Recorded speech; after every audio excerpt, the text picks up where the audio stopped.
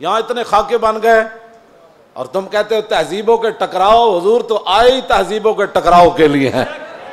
تہذیبیں نہیں، حضور آ گئے. ہم ان تہذیبوں پر تھوکتے بھی نہیں ہیں جن کو تم تہذیب کہتے ہو. جن کو اپنی ماں اور بہن کا پتہ نہیں ہے وہ کون سی تہذیب ہے؟ ہاں جی. جن کو خنزیر اور بکری کے فرق کا پتہ نہیں ہے وہ کون سی تہذیب ہے؟ بزدلو، جو دین کی ترجمانی نہیں ہوتی تو پھر ایسے لوگوں کو میدان میں لاؤ جو دین کی ترجمانی کر سکے. دین کے لبادے بھی اوڑے ہوئے اور جناب بڑے بڑے جبے اور دستاریں بھی تم نے پہنی ہوئی ہیں اور حضور کی عزت پر بات نہیں کر سکتے تم. اور تمہاری یہ عزتیں کس کے لیے ہیں؟ سنو، یہ سارے بہت سارے لوگوں کے مرید ہوتے ہیں اور میرے بارے میں پھر کہتے ہیں آپ نے ہمارے پیر کے بارے میں. میں تو پیر فقیر کے بارے میں بات کرتا ہی نہیں ہوں. داتا صاحب کتنے بڑے پیر ہیں. داتا صاحب نے پتہ کیا لکھا؟ ولی کی ساری زندگی نبی کے ایک سانس کے برابر نہیں ہے.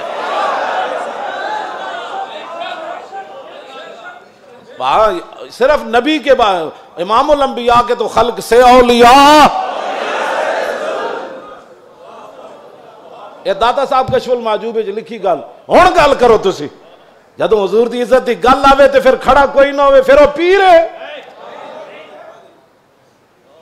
تے پھر اپنی جاناں بچائے تے اپنے جناب ادارے بچائے تے اپنے خانقاہاں بچائے. رسول اللہ کی تو سانس کی بھی کروڑوں حصے کرو نا پھر بھی اس کی ساری زندگی اس کے برابر نہیں ہو سکتی. کروڑویں حصے کے بھی. یہ تو داتا صاحب نے صرف انبیاء کی بات لکھی ہے. رہ گئی حضور کی بات تو خلق سے اولیاء اور فاق النبیین فی خلق وفی خلق ولم یدانو فی علم ولا کرم وکلہم من رسول اللہ ملتمس غرفا من البحر اور رشفا من الدیم وواقفون لدے عند حد من نقطۃ العلم او من شکلۃ الحکم. ایدہ تو میں ترجمہ نہیں کر سکتا انبیاء دی عظمت دی وجہ. امام بوصیری گل کتھے جا کے کی تھی کہ حضور دی شان کتھے جا کے ہے. فرمایا سارے انبیاء اور رسل حضور سے یہ عرض کرتے رہے کہ حضور اپنے کرم کا ایک چھینٹا ہمیں بھی عطا فرما. وَكُلُّهُم مِّن رَّسُولِ اللَّهِ مُلْتَمِسٌ غَرْفًا مِّنَ الْبَحْرِ اور رَشْفًا مِّنَ الدِّيَمِ. یا اپنے سمندر سے ہمیں ایک چلو عطا فرما دو. اے لفظ اے شیر ہوندا نا دائیں بائیں تے حضور نے تو سنیا سی بوسیری نو چادر دیتی. جے دے وچ کوئی گل ہوندی تے حضور نے فرمانا سی بوسیری اے شیر کٹ دے. تمہیں مقام رسول کا پتہ ہی نہیں ہے. باتیں لوگوں کو اگر مگر کی کرتے ہو. اگر مگر سے ناموس رسالت پر پیرا تھوڑا ہونا ہے. اگر مگر سے پیرا نہیں ہونا. پیرا رسول اللہ کی عزت کا ایسے ہی ہونا ہے جیسے صدیق اکبر نے پیرا دیا, جیسے فاروق اعظم نے پیرا دیا. باقی رہ گیا حضور کا جلال, تو وہ میں آپ کو پڑھ کے سنا دیتا ہوں کہ حضور کا جلال کیا تھا. مولا علی راوی ہیں اس کے. اب مولا علی کیا کہتے ہیں, غزوہ خندق کے موقع پر جب رسول اللہ پہرا دے رہے تھے ہمارے ساتھ کھڑے ہو کر, 25,000 کا لشکر خندق کے کنارے کھڑا ہے اور وہ یہ چاہتے ہیں کہ عمر بن عبد ود کی طرح ہم اپنے گھوڑے دوڑا کر خندق کو عبور کریں اور مدینہ پاک پر حملہ آور ہو جائیں, حضور پر حملہ آور. حضور خود پھر تلوار پکڑ کے کھڑے ہو گئے. اور جب رسول اللہ بھی کھڑے تھے وہاں تو سورج غروب ہو گیا. حضور کی ظہر کی نماز بھی قضا ہو گئی. جب عصر کی نماز قضا ہو گئی تو محبوب, یہ بھی حضور کی رحمت للعالمین بھی ہے, یہ بھی خلق عظیم ہے. تم نے کون سا خلق عظیم کی مثالیں دیتے ہو؟ مائی کوڑا پھینکتی تھی اور تم یہ باتیں لوگوں کو سکھاتے ہو فلاں کو معاف کر دیا. وہ حضور کا اپنا حق تھا, معاف کیا. امتی کو حق نہیں بنتا کہ وہ حضور کی طرف سے خود منصف بن کے لوگوں کو معاف کرتا رہے. یہ قیامت کو فیصلے ہوں گے کہ رسول اللہ نے کس کو معاف کیا اور کس کو معاف نہیں فرمایا. ہم کون ہوتے ہیں حضور کے حق معاف کرنے والے؟ اب جب سورج غروب ہو گیا تو ذرا سنیں حضور کا دعائے جلال کیا تھی. یہ میں اس لیے سامنے پڑھ رہا ہوں تاکہ لوگوں کو پتہ چلے کہ بھائی جو ہم باتیں کرتے ہیں نا وہ غیرت والی باتیں لوگوں کو ہضم کیوں نہیں ہوتی. وہ چاہتے ہیں کہ فرانس حضور کے خاکے بھی بنائے اور ہم مذمت کر کے فارغ ہو جائیں, اور ان کے اندر اتنی غیرت ہو کہ ان کے صدر کے خلاف بات ہو تو وہ اپنا سفیر واپس بلا لیں.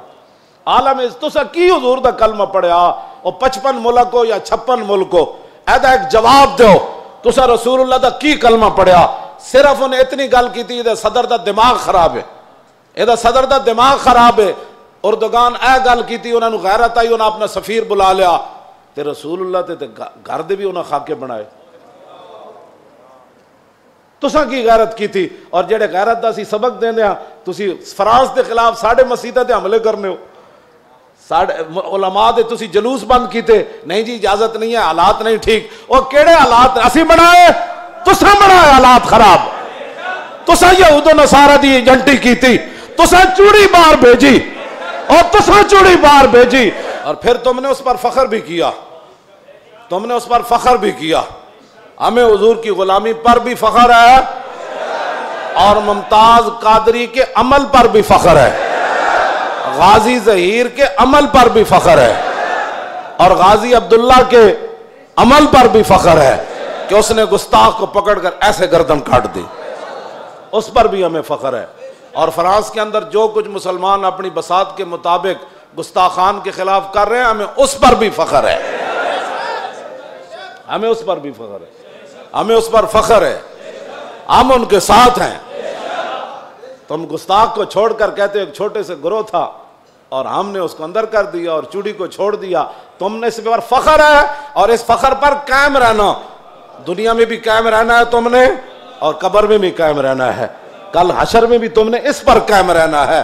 اور ہم دنیا میں بھی قائم کھڑے ہیں کہ ممتاز قادری کے ساتھ کھڑے ہیں، ہم تمام غازیان اسلام کے ساتھ کھڑے ہیں، ہاں جی تمام محافظان ناموس رسالت کے ساتھ کھڑے ہیں، ہمیں اس پر فخر ہے، اور ہم کل قبر کے اندر بھی ہمیں اس پر فخر ہے، اور کل قیامت والے دن تو پھر بات ہی رسول اللہ کی ہے۔